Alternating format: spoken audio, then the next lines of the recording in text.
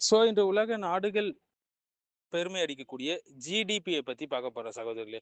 சூரத்து தாரியாத்துடைய ஒரு வசனம், அதையும் இப்ப இருக்கக்கூடிய ஜிடிபியை வைத்து பெருமை அடிப்பதையும் வைத்து ஒரு ததபுர் செஞ்சு ஒரு ஆயத் பார்க்க போறோம். ஜிடிபினா கிராஸ் டொமஸ்டிக் ப்ராடக்ட் என்று சொல்லுவாங்க. அதாவது மொத்த உள்நாட்டு உற்பத்தி, அதை தான் கிராஸ் டொமஸ்டிக் ப்ராடக்ட். இது ஒரு நாட்டுடைய பொருளாதார ஆரோக்கியத்தை அளவிடக்கூடிய ஒரு முதன்மை குறியீடு என்று சொல்லலாங்க. அதாவது குறிப்பிட்ட காலகட்டத்தில் அதாவது ஒரு நிதி ஆண்டுல ஒரு நாட்டுடைய எல்லைக்குள்ள உற்பத்தி செய்யப்படக்கூடிய அனைத்து இறுதி பொருட்கள் மற்றும் சேவைகளுடைய மொத்த பண மதிப்பு தான் ஜிடிபி என்று சொல்லுவாங்க. அல்லாஹ் சுப்ஹானஹு வ தஆலா சொல்றான் சூரத்து தாரியாத்ல 22வது ஆயத் படிச்சு பாருங்க. வஃபிஸ் ஸமாஇ ரிஸ்குக்கும் வமா துஅதூன், அன்றியும் வானத்தில் உங்கள் உணவும் மற்றும் நீங்கள் வாக்களிக்கப்பட்டவற்றையும் இருக்கின்றன என்று அல்லாஹ் சொல்றான்.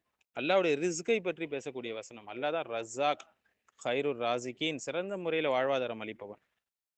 ஸோ இன்னைக்கு பார்க்கலாம் இல்லைங்களா, இன்றைக்கு பல நாடுகள் தங்களுடைய வலிமையை ஜிடிபி மூலியமாக அளவிடுறாங்க. அதாவது ஒரு நாட்டுடைய பொருளாதார உற்பத்தி எவ்வளோ, வருமானம் எவ்வளோ இருக்குது, வளர்ச்சி விகிதம் என்ன இருக்குது என்பதையே வெற்றியுடைய அளவுகோலாக அவங்க பார்க்குறாங்க. இது பெரும்பாலும் ஒரு காஃபியருடைய பார்வையில் உள்ளது. ஆனால் ஒரு முஸ்லீம் அப்படி பார்க்கக்கூடாதுங்க. இந்த ஆயத்தில் அல்லாஹ் சுப்ஹானஹு வ தஆலா ஒரு மிக ஆழமான உண்மையை நமக்கு கற்பிக்கிறான். உங்களுடைய ரிஸ்க், வாழ்வாதாரம் வானத்தில் இருக்கிறது என்று சொல்றோம். இதனுடைய பொருள் என்ன?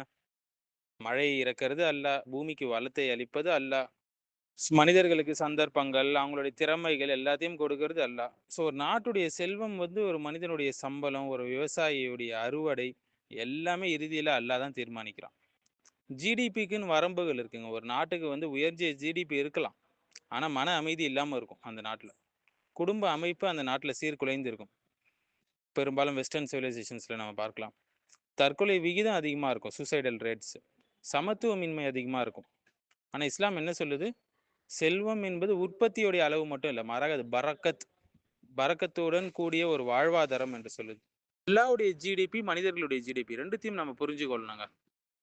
மனிதர்களுடைய ஜிடிபி பொருட்களை எண்றதுல இருக்கு, சேவைகளை கணக்கிடுறதுல இருக்கு, பணப்புழக்கத்தை அளவிடுறது. ஆனால் அல்லாஹ்வுடைய ரிஸ்குடைய கணக்கு, அல்லாஹ்வுடைய ஜிடிபி என்பது யாருக்கு எவ்வளவு கிடைக்கும் என்பதை நிர்ணயிக்கிறது அல்லாஹ். எந்த நேரத்துல யாருக்கு எது கிடைக்கணும் என்பதை தீர்மானிப்பது அல்லாஹ்வுடைய ரிஸ்குடைய கணக்கு. ஸோ அந்த செல்வத்துல பரக்கத்து இருக்குமா, அதை தீர்மானிக்கிறதும் அல்லாஹ்வுடைய கணக்கு தான். ஸோ அல்லாஹ் சொல்றான், அல்லாஹ் யப்சுத்து ரிஸ்க லிமன் யஷா வ யக்திரு. அல்லாஹ் நாடியவருக்கு வாழ்வாதாரத்தை விசாலமாக்குறான், நாடியவருக்கு அளவோடு வழங்குறான். சூரத்து ராதுல நம்ம பார்க்கலாம் இல்லைங்களா. நமக்கு கிடைக்கக்கூடிய படிப்பினைகள் என்னன்னா, வேலை செய்வது அவசியம்ங்க. இஸ்லாம் சோம்பேறியா சுத்துன்னு சொல்லல. நபிகளார் வியாபாரம் செஞ்சாங்க, சஹாபாக்கள் உழைச்சாங்க. காரணங்களை எடுத்துக்கொள்ளணும். கல்வியோ, தொழிலோ, திட்டமிடுதலோ, பொருளாதார முன்னேற்றமோ அனைத்தும் அவசியம். ஆனா உள்ளத்துடைய தவக்குல் அல்லாஹ்வின் மீது மட்டும்தான் இருக்கணும். நம்ம வேலை மேலேயோ, நம்ம சம்பளத்து மேலேயோ இருக்கக்கூடாது. வேலை தான் நமக்கு ரிஸ்க் தருகிறது என்று நம்ம நினைக்க கூடாது. வேலை என்பது ஒரு காரணம், ஒரு சபபாக இருக்கு. அல்லாஹ் சபபாக ஏற்படுத்திக்கிறான்.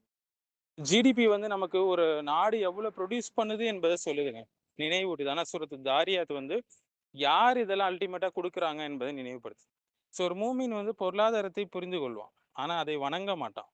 ஒரு காஃபிர் தான் பொருளாதாரத்தை வணங்குவான், சந்தையை பயன்படுத்துவான் ஒரு மூமின். ஆனால் அவனுடைய உள்ளம் ஃபிஸ்ஸமாய் ரிஸ்குக்கும் என்ற நம்பிக்கையோடு இழைந்து இருக்கும். ஸோ மனிதன் கணக்கிறது உற்பத்தியை மட்டும்தான், அல்லாஹ் நிர்ணயிப்பது ரிஸ்க. ஸோ அதனால ஒரு சமூகத்துடைய உண்மையான வெற்றி என்பது ஜிடிபி வளர்ச்சியும் தக்குவாவும் பரக்கத்தும் ஒன்றாக இணையும் போது தாங்க அது முழுமை பெறுது. ஸோ இந்த ஜிடிபி, வேலை, வியாபாரம், விவசாயம் எல்லாம் காரணங்கள் மட்டும்தான் சகோதரர்களே. அதனுடைய முடிவை தீர்மானிக்கிறது அல்லாஹ் மட்டும்தான். இப்போ 2 பேர் கடை வச்சிருக்காங்கன்னு வச்சுக்கோங்களேன். 2 பேரும் ஒரே மாதிரி தான் உழைக்கிறாங்க. ஒருத்தருக்கு நல்ல லாபம் கிடைக்குது, ஒருத்தர் நஷ்டத்துல ஏற்படுது. ஏன்? ஏன்னா இஸ்லாம் சொல்லுவது என்னன்னா, காரணங்களை எடுத்துக்கொள்ள, ஆனா ரிஸ்க் அல்லாஹ்விடமிருந்து தான் வருதுன்னு நம்பு, தவக்குல் வை. மாறாக உன்னுடைய வியாபாரத்தின் மீது தவக்குல் வச்சு விடாத.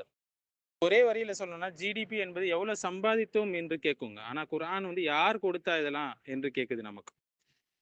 ஸோ அதனால இந்த ஆயத்திலிருந்து நம்ம கிடைக்கக்கூடிய படிப்பினை நம்ம உழைக்கணும். ஆனால் நம்மளுடைய உள்ளம் அதே நேரத்தில் உழைக்கும் போது அல்லாஹ்வின் மீது தவக்குல் வைத்திருக்கணும்.